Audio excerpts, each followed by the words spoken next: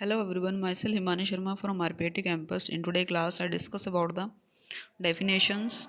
First is the abrasives, drug which are used for the cleaning and whitening of the teeth. Examples are the diabetics, dibasic calcium phosphate, adsorbent, and drug which are used the absorb the toxic and the bacteria in the HIIT. Examples are the calcium carbonate. Next is the acidifiers, drugs which are used to enhance the acidity temporarily in GIT. And the examples are the dilute hydrochloric acid, adsorbent drug which are used in the treatment of mild dysentery or diarrhea or other disturbance of GIT due to the ability to absorb the gases, toxins, and bacteria.